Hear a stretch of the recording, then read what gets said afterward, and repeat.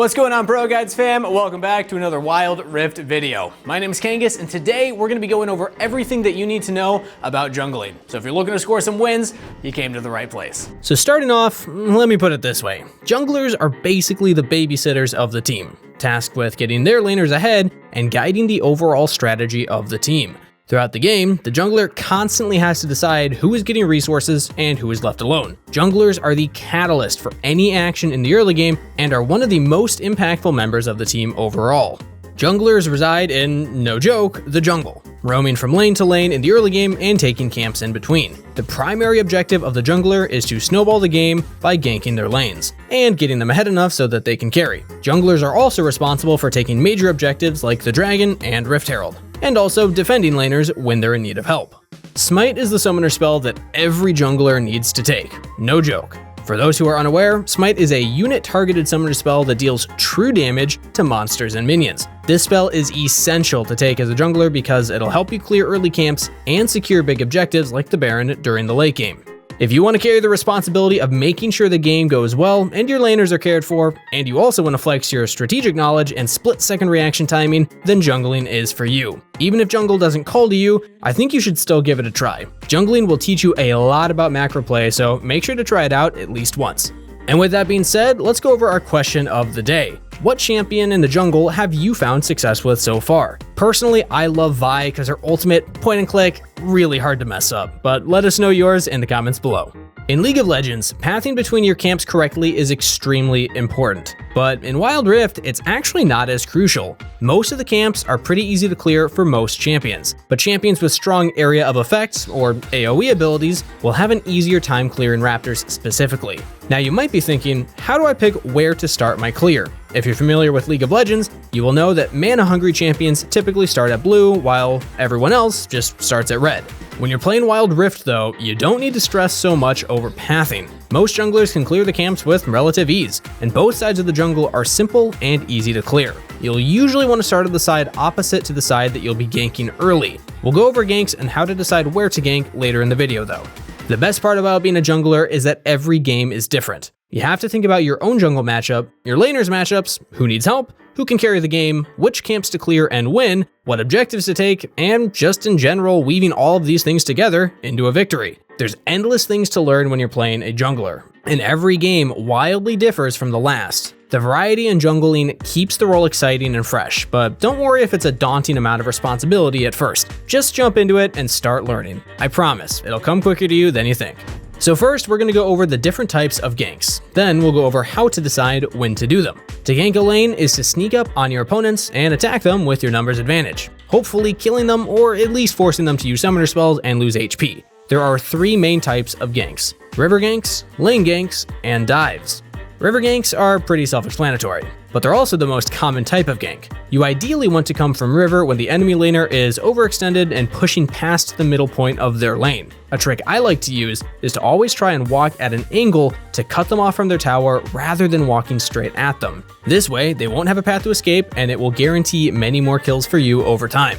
Lane ganks are when you sneak into the bushes alongside the lane when they can't see you. This type of gank is actually best when your laner is pushed to tower so you can sneak in out of sight of the minion wave, and then when the minion wave meets back in the middle, you provide a chance to jump out on the enemy laner. These ganks are particularly good when the person you're trying to gank doesn't have an escape tool, and is especially effective when their flash is already down. Another tip I have for all types of ganks is to try and get as close to the enemy champion before using your skill shots. It's far easier to hit them up close because there's less travel time for the ability, and they're going to be way harder to dodge that way.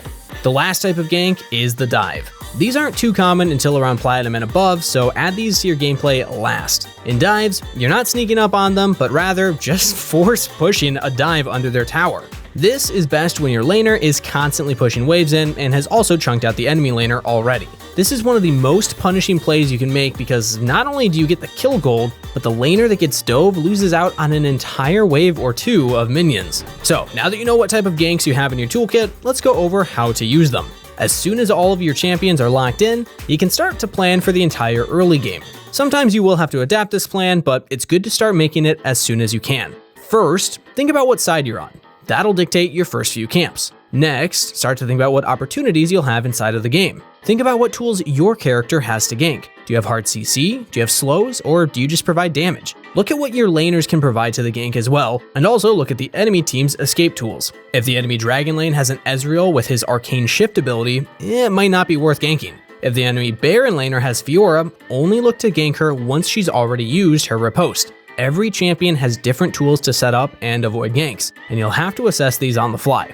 Next up, you should consider which champions will carry the game. For most of your games, helping your mid laner is often the best bang for your buck because you'll enable them to roam around and dominate the map with you. However, certain champions are worth prioritizing. If your Ezreal and Camille are both calling for ganks, we know that Ezreal can lane safely, and Camille becomes incredibly strong when she has resources and is kinda weak when she doesn't. So in this instance, we should pick the Camille lane to help. Sometimes you'll have to pick between being offensive and being defensive. If a powerful scaling champion like Nasus has been chunked out, he's probably going to get dove. You should treat this as a #1 priority. Making sure the enemy team can't shut down your champions is often more important than creating your own advantages. However, if you can create a larger advantage on a better champion, sometimes you will have to sacrifice a teammate. That's just jungling. Junglers have to make countless big picture decisions every single game, so don't shy away from it, embrace it, and lead your team to victory. Smite is a powerful summoner spell for clearing and securing objectives, and we're going to go through some tips for general usage and Smite fights. First up, you should aim to only smite camps to secure them in most situations. If you're clearing and you smite your camp early, only to have the enemy jungler come in at the last second and barely seal it away with their smite, you're going to be really far behind since you wasted a lot of time doing that. It feels awful to have this happen, so to safeguard yourself against this, make sure if you're smiting a camp, it's to secure it. The only time you should really break this rule is when your champion has execute damage, which means you can smite early to clear faster. This is dangerous and should only be done when you know you're in a safe position, so make sure to place your wards down first.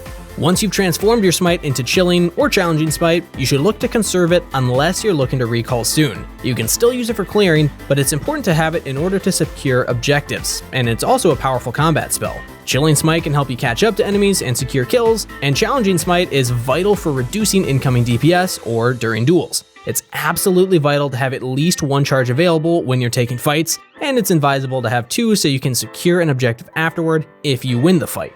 Now, you might be thinking, there's so many things to keep in mind, so how do I do it all? Well, I'm here to break it down for you. Everything inside of the enemy base is extremely high priority, as a downed inhibitor or Nexus towers can lead to other objectives or even a possible push to end. Elder Dragon allows you to steamroll any fights you take, and while Baron is a powerful siege tool, it's very easy for the team with Elder to just force a team fight against the Baron team and make them leave.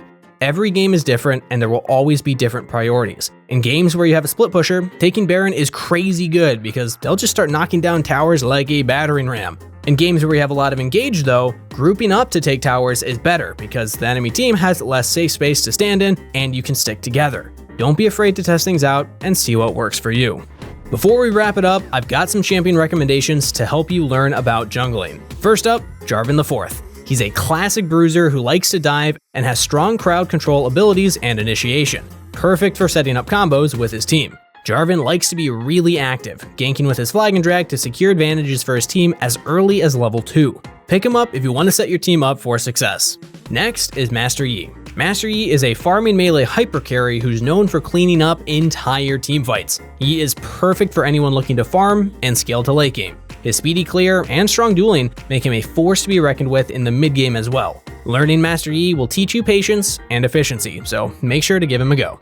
Last off, we have Xin Zhao, an aggressive counter jungler who loves to get up in the face of anyone who contests him. Xin wants to be looking to fight the enemy jungler at literally every second of the game and has the tools to send them back to the fountain. Between his dash, auto attack resets on Q, and huge damage on his W, make sure to be taking every opportunity to scrap. You'll surely come out on top. And that wraps up the basics for jungling on the Wild Rift. Don't worry too much if this is a lot of information. You can come back later and watch again, and you'll definitely learn quickly just by playing. Just keep your chin up, and I'm sure you'll get the hang of it soon. Well, that's going to be it for the video. Thanks so much for watching, everybody. Make sure to like, comment, and subscribe if you enjoyed, and also hit that bell notification because we've got plenty more content coming your way. Once again, I've been Kangas, and I'll see you in the next one.